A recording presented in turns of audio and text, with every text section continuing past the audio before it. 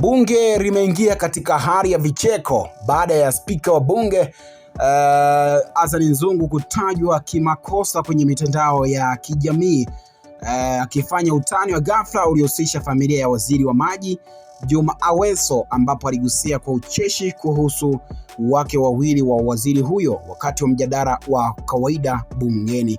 Utani huu ulichukuliwa kwa mizaha uliosababisha wabunge kucheka kwa muda mrefu, hali iliyovuruga kwa sekunde mpangilio wa kikao cha bunge.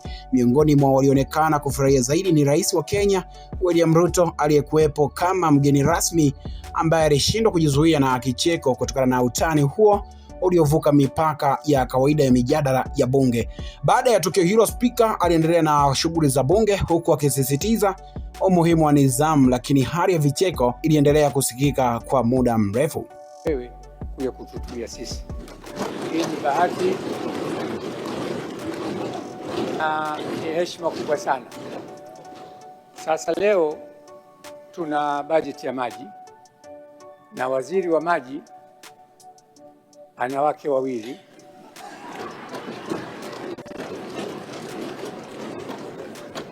Mke mmoja ni mbunge anaye hapa ndani,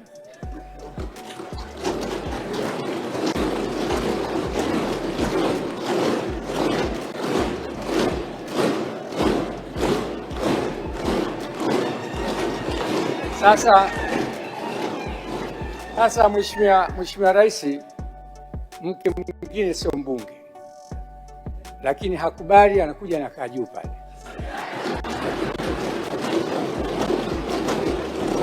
Mheshimiwa Rais, karibu sana.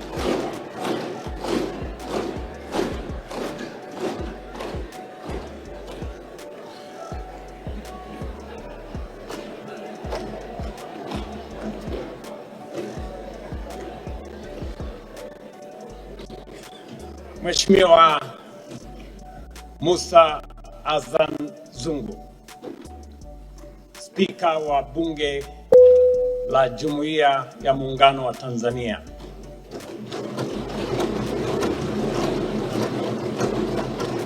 Mheshimiwa Waziri Mkuu, waheshimiwa wa bunge hili la Jumuiya ya Muungano wa Tanzania, waheshimiwa viongozi, mabibi na mabwana, hamjambo. Asalamu alaykum. Wacha nianze hotuba yangu kwa kuwapatia historia ya Kiswahili.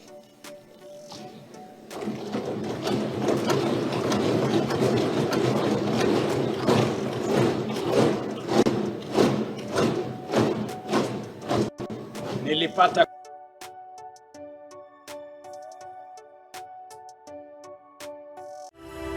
Asante kwa kuifuatilia Baharia TV. Usisahau kulike, kusubscribe, kucomment na kushare.